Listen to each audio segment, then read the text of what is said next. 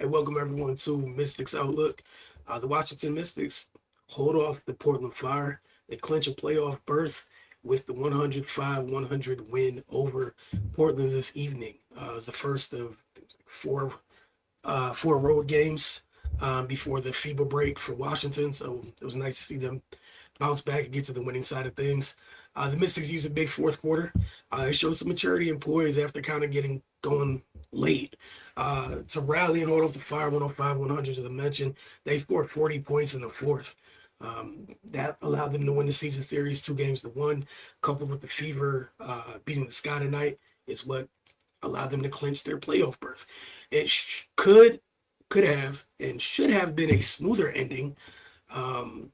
In terms of the differential in points of the final score. But Washington left some points on the line down the stretch there in the fourth, and just you have to give credit to the Fire for refusing to go away in this one. They just would not let Washington get out of this game without earning it. So again, credit to the Fire for that. As I mentioned, Washington got off to a slow start in this one. They climbed back into it. They went down by as many as 14, though, cutting the deficit to 5 by the end of the third quarter. Former Mystics, Emily Exler and Megan DeLeo. DeLeo, formerly known as Megan Gustafson, is what she was known as. She wasn't married when she was on the Mystics, now married as Megan DeLeo. Those two did a really good job spacing the floor for Fire. As I mentioned in pregame, Fire, I believe they were second in how many three-point attempts they get up per game. And both of those bigs, they did a good job stretching the floor tonight and putting some added stress on the Washington's defense. They combined to knock down 8 threes. So big nights for Inksler and DeLeo. Portland was led by Carla Lates, 27 points and 11 assists. She is just a whole problem. We mentioned that earlier this year when these teams played. And she had another great night. For a while there, it looked like she was trying to will her team back into it, like she did during the first meeting, which led to that game going. What was that? It became the longest game in W history.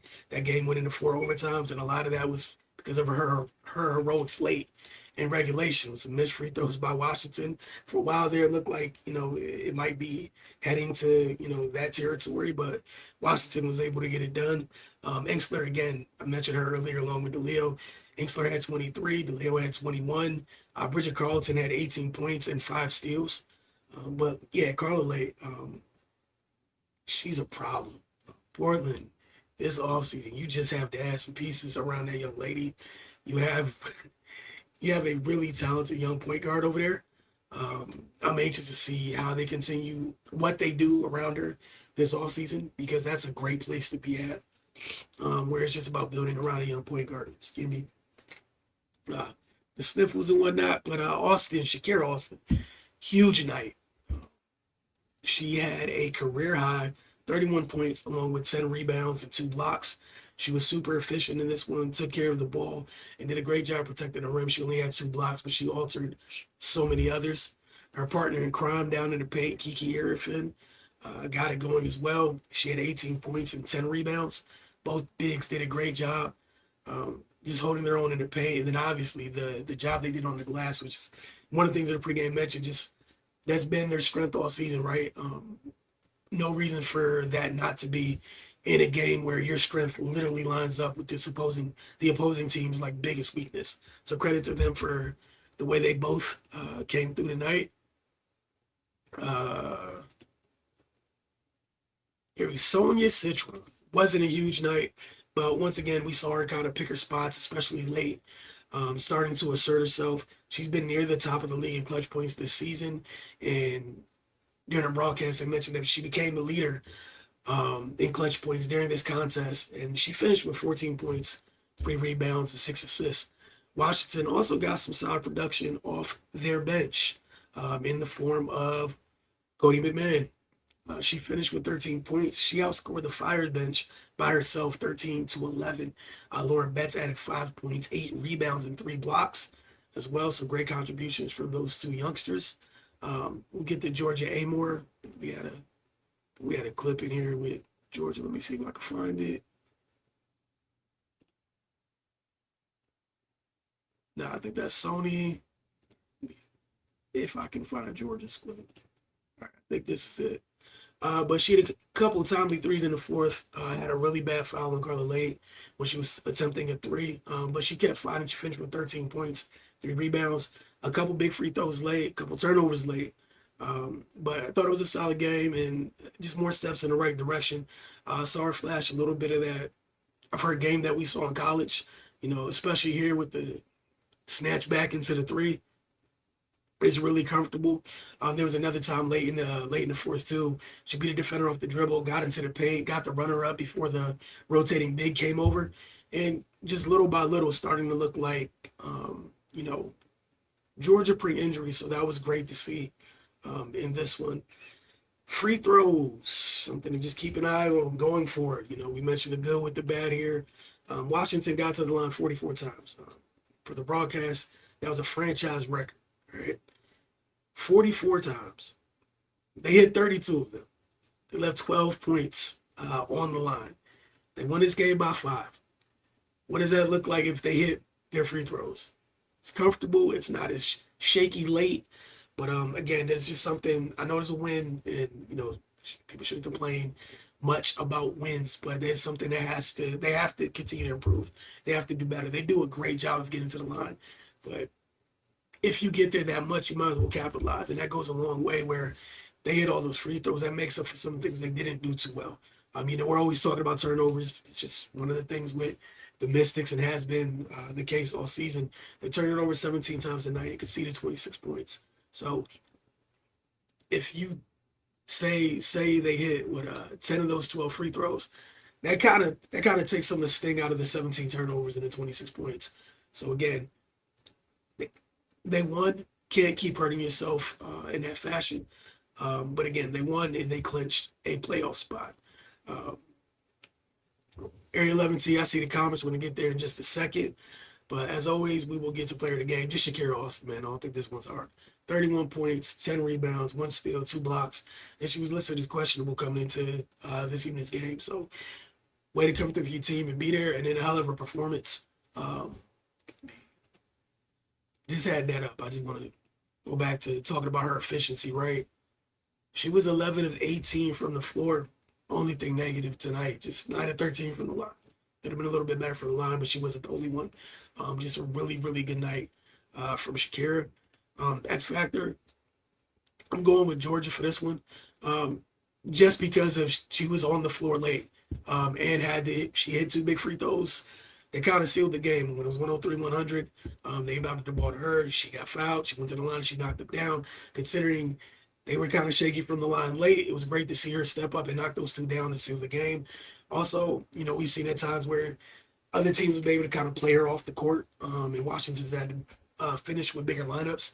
That wasn't really the case tonight, so credit to her for being able to be on the floor late and then to get this win and contributing in the way that she did. But again, hell of a performance by Carla Late tonight for Portland with that 27 points and 11 assists. Area 11T, they won the game, but this felt kind of disappointing. Like the defense recently ain't looked the same. I just think it's kind of one of those things with we've seen this with the Sparks, right, where they just got out slow. And again, credit to the Fire, because I think they did a really good job stretching the floor and stressing their defense. The turnovers played a big role as well, but again, we saw a young team that makes some young mistakes at times, still kind of get their feet underneath them, keep their wits about them late. They rallied from 14 down, got the lead, and then held them off. Yeah, it should have been smoother. You would have liked it to be kind of more of a cleaner win or whatnot, but a win is a win, and they clinched the playoff berth. It is what it is. But yeah, there's definitely some things, as I mentioned, that you definitely want them to kind of clean up a little bit, start with those turnovers, which we've been mentioning all season long. I'm not saying Portland's bad, but it feels like this game should have been as close. Going back, like, when I was going through notes for, like, pregame or whatever, like, Portland's just been annoying for them this season. And I think it's because of how many threes they get up and who puts the threes up for them. And then, they have one of those young guards that's just super, super dynamic. Like, Carla's been a problem for them most of the season. And then you had like Engstler and DeLeo had huge nights. Like, I know British Carlton had 18 points and 5 steals, but who would have penciled in those two having, what was that, 44 points? That's huge. Um, like coming into the game, right? Uh, get this real quick. It's not a knock on Inksler or DeLeo, but Inksler's averaging 9 on the season. DeLeo is averaging 13. So those are folks that combined average 21. They had 44 tonight. Yeah, that changes the game. Yeah, you would like them to tighten up. Should have probably did a better job guarding the three, obviously, but you know, Portland was shooting really well, 13 to 28 from deep, and we know they're going to get them up. I think the other thing that hurt was Portland got to the line 15 times. Like, you can't have them. You can't have a team that shoots the second most threes per contest, and then they also get to the line 15 times. And as I said there pregame, there's one of those teams where when they do, they don't get to the line a lot, but if you put them there, they don't really miss. They shoot 80% from the line as a team, and they went 15 to 15 tonight. So yeah, credit to Portland for that. This game is why I said I'm worried about any team that shoots three wells in the playoffs. I mean, yeah, I mean it's a young team. I feel like anything could worry you. It's fair to worry about anything, but I also think like it's fair to look at it the other way too. Is even with all that happened, Washington got to win, and they got to this game, and all three members of the big three didn't weren't going crazy, and this was the outcome. Shakira went nuts. Kiki had kind of a normal Kiki game, and Sonya had kind of a quieter game. Um, so I guess that's kind of like the trade-off in this.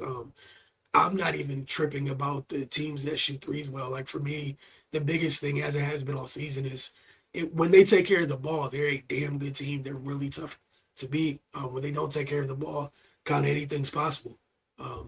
So, but I'll give you a second if you had any more comments before we close things for the night. I know play a couple more times this week, so we will see you guys for those games, obviously. But again, Area 11, see anybody else had any comments. It is not too late. Give you guys a couple more minutes to chime in on the comment side of things.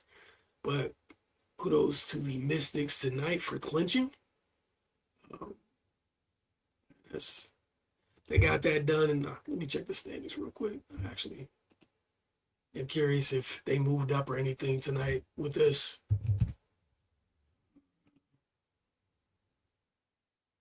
Standings. Nah, they're still in 7th. It's just that they clinched a spot. They're a half game back of New York and 2 full games back of the Fever. So as of today, the playoffs started today, which they don't. We still have some time. They would be facing the Golden State Valkyrie as things currently stand. All right, looks like we don't have any more comments. We appreciate you guys. And again, the Mystics held off the fire tonight, clinched a playoff berth with a 105-100 win, which Kara Austin having a career high 31 points in this game. So we will see you, I think it's Tuesday and Thursday night, are the next 2 games on this trip out west. Y'all have a good evening.